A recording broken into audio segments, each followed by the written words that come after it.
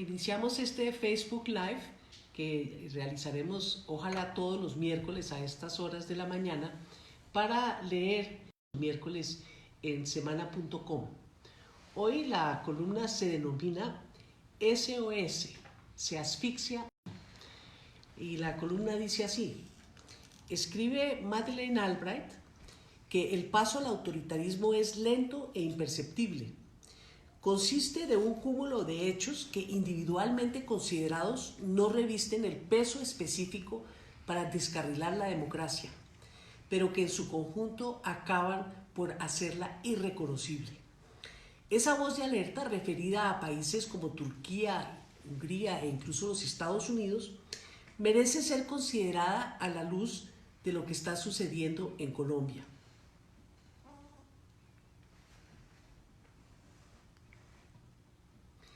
La responsabilidad de cuidar la democracia atañe a todos, a la sociedad civil, a la empresa privada, al movimiento social, a la academia y desde luego a los gobiernos, y empieza por proteger el derecho a la libre expresión, al libre examen, a la crítica del poder y a la escogencia entre las distintas opciones e ideas.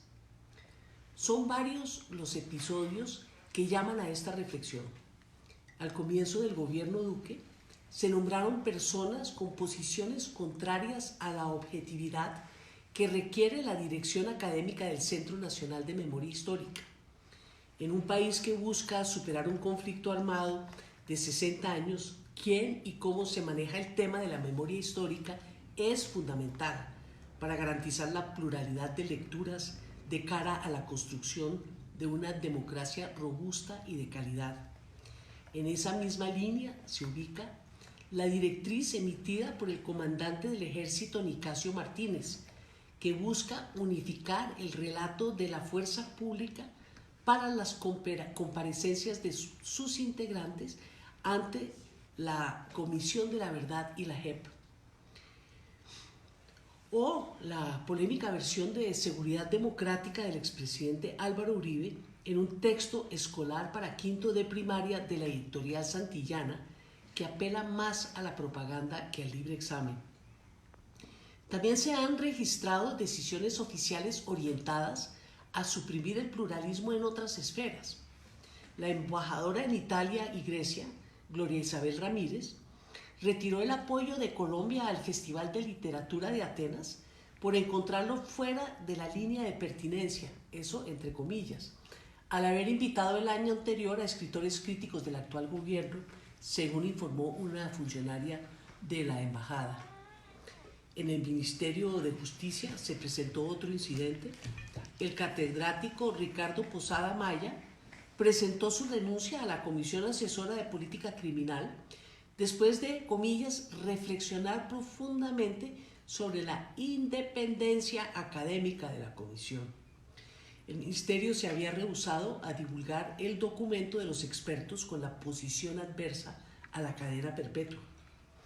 Más publicitada ha sido la jugadita del senador Macías en la instalación del Congreso el 20 de julio, con la que pretendió impedir el ejercicio del derecho de réplica de la oposición al gobierno. Más grave aún, su reiteración por parte del primer mandatario, quien ha optado por emitir sus alocuciones a través de las redes sociales que no usan el espectro electromagnético, para que los medios de comunicación no tengan la obligación legal de transmitir las réplicas de la oposición. Los casos más graves, por su sensibilidad frente a la libertad de expresión, tocan a los medios de comunicación. La empresa Prisa, dueña de Caracol Radio, ordenó sacar del espacio noticioso a connotados columnistas que analizaban semanalmente los acontecimientos. Y Noticias 1 anunció que el Canal 1 sacará este noticiero del aire por no ser rentable. Todo lo anterior se da en el contexto de la intimidación armada y del asesinato de más de 450 líderes sociales y políticos, 150 reincorporados de la FARC, cuyo denominador común es pensar diferente en materia de sustitución de cultivos, de restitución de tierras, de derechos humanos, de corrupción. Este patrón de acontecimientos indica que la libertad de expresión está siendo erosionada de manera grave y en casos aniquilada. La ofensiva contra el pluralismo está en pleno desarrollo y con ella se abre paso en la confección de una historia oficial, el silenciamiento de la crítica y la invisibilización de la diferencia. La sociedad y la justicia deben actuar cuanto antes de que sea demasiado tarde. Por eso el titular de esta columna, SOS, en Colombia se asfixia el pluralismo y con ello la democracia. Estoy entonces ahora a su disposición para recibir preguntas de quienes nos hayan visto a esta hora. Llegó la primera en Twitter. Francisco Duarte, ¿cómo frenar a los autoritarios en Bogotá? Mire, los autoritarismos combatirse de la misma manera, con más y más democracia. En las calles tenemos que hacer más exigencia de nuestros derechos e insistir desde luego siempre ante las autoridades judiciales que hagan valer nuestros derechos, pero sin movilización ciudadana, sin hablar con el vecino para explicarle lo que está pasando, sin hacer una masa crítica de estos casos de autoritarismo local o nacional, que son ejemplos que parecen aislados, hacen parte de un gran patrón que nos está minando la democracia. Hay otra pregunta. Gracias a José Ariel, a Raúl Romero por sus gracias. Andrea Cortés pregunta cómo movilizarnos para recuperar la democracia perdida. No es una pregunta fácil de responder. En primer lugar, porque a veces yo pienso que la democracia no está perdida. La democracia en Colombia siempre ha sido de baja calidad, de baja intensidad. Y la única manera de subirle la intensidad a esa democracia es luchar para defender el proceso de paz. Ninguna sociedad que está en pleno conflicto armado puede tener una democracia plena. Por eso, el primero y más importante objetivo es no permitir que sigan erosionando el proceso de paz y garantizar su plena implementación en materia de reformas políticas, en materia de reforma rural integral, en materia de garantía a todos los reincorporados de sus derechos plenos en democracia. Porque fíjese, lo que está pasando es todo lo contrario. Se dice una cosa y se hace otra cosa. En los derechos de los reincorporados no es solamente decir que se respetan, sino hacerlo de hecho. Y me parece que una muy importante acción del gobierno en ese sentido fue reanudar o garantizar que van a seguir apoyando a los reincorporados en los espacios de reincorporación. Pero fíjese usted lo que pasa en la justicia transicional, todos los días amenazas que la van a cambiar, que los van a sacar, que no se permite que hagan política. Eso es un absurdo y eso no se puede permitir pasar. Y de hecho, lo que tenemos es que avanzar en las reformas. Hay que remover las causas del conflicto armado, que son también las causas de la falta de democracia en Colombia. Tenemos que hacer algo con la tierra, darle acceso a los campesinos con poca tierra o sin tierra, para que podamos tener un desarrollo rural democrático y económico de verdad de progreso, que el campesino no sea el pobre, el que no tiene con qué comer, sino que sea una clase media rural con estabilidad, con capacidad de sacar adelante a sus familias. Andrea Riveros, ¿qué papel juegan los medios de comunicación en la normalización del autoritarismo? Papel fundamental. Los dos casos que mencioné en la columna, el de Caracol Radio, donde sacaron sin explicación alguna por razones administrativas a los columnistas todos contestatarios, digámoslo de verdad, eso es pluralismo. Es que no todos podemos pensar igual en democracia. Yo vi muy pocos comentarios, muy poca gente se atrevió a criticar eso que en esencia equivale prácticamente a una censura. Y qué decir de que salga el noticiero independiente Noticias 1 del aire. Leí, por ejemplo, la columna de Antonio Caballero, hace una reflexión que vale la pena tener en cuenta.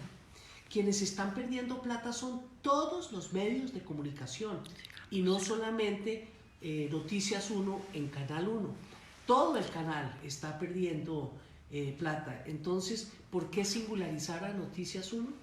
Uno piensa, y ojalá que sea una equivocación, pero uno piensa que es que incomoda a Noticias 1 porque tiene otra visión del país y porque se atreve a criticar a los poderosos, se atreve a levantar el velo que muchos medios de comunicación ponen sobre lo que está pasando en el país para ir generando esa concepción de una verdad oficial, de una única relato, de un pensamiento único, que es lo que acaba sofocando la democracia.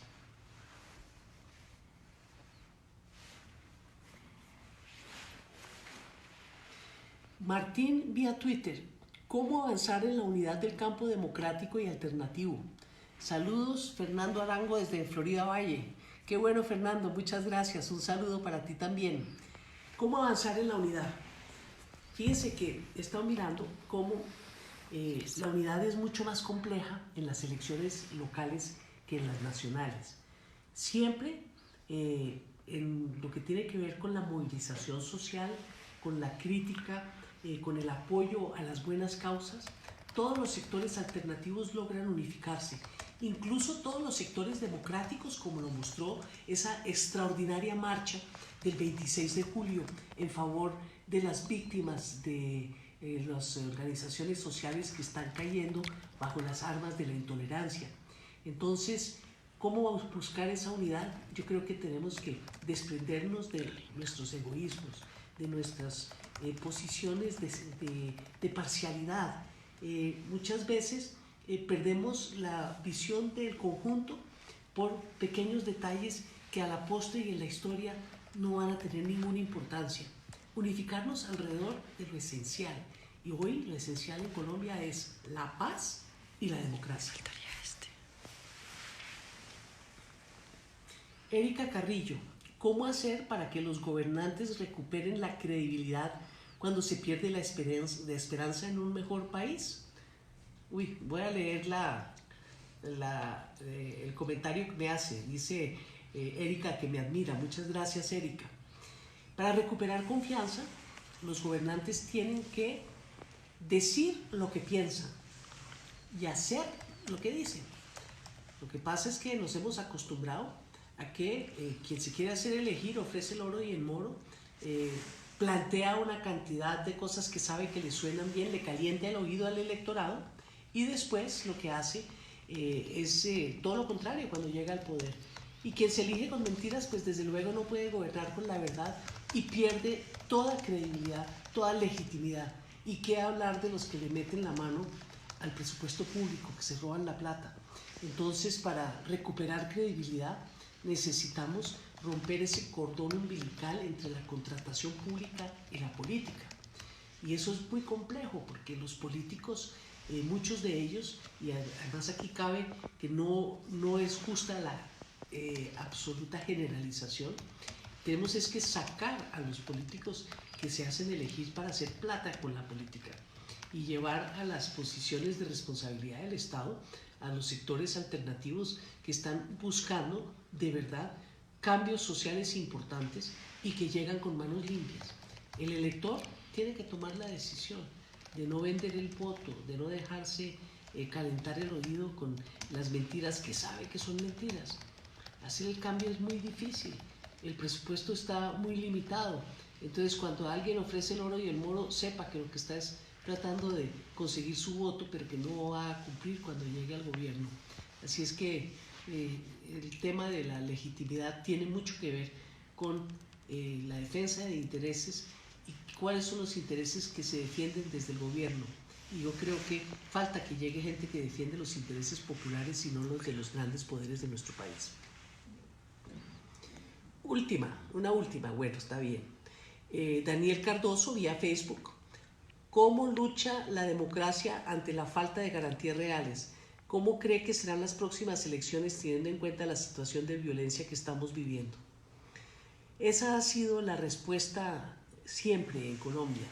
Cuando se abren espacios de democracia, los callan a bala. Y está empezando a suceder como sucedió con la Unión Patriótica hace ya casi 30, 40 años. ¿Qué debemos hacer? Denuncia, denuncia y denuncia. denuncia internacional, porque a veces la denuncia local no es suficiente. Y quiero decirle que hay que también generar una situación de crítica más abierta. He visto que eh, en estos días, por ejemplo, anunció el ejército que va a sacar un SMAT especial para militar, para manejar ellos la protesta social. Eso es muy, muy peligroso, porque militarizar la respuesta a la protesta social es muy, muy delicado. Y creo que tenemos que todos rechazar esa nueva cuerpo armado, pero es un cuerpo civil armado que tiene un entrenamiento para la defensa de los derechos humanos.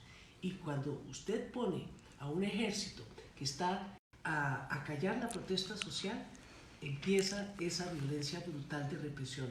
Así es que quiero decirles que vamos a para que ese SMAT nuevo del ejército no se implemente y desde luego seguirnos movilizando siempre por la paz, por los derechos humanos y por el derecho a movilizarnos críticamente y demostrar nuestra inconformidad sin que nos estén matando por lo que pensamos como está pasando hoy en Colombia. Para terminar, yo quiero pedirles que me sigan enviando sus comentarios para que podamos contestarlo uno por uno, porque en este momento debo salir a un desayuno de líderes sindicales que me están esperando en el centro de Bogotá. Les agradezco mucho que me hayan acompañado en este Facebook Live y espero tenerlos a esta misma hora dentro de 8 días para la lectura de una nueva columna en semana.com. Muchas gracias. ¿Qué? ¿Qué? ¿Qué pasó?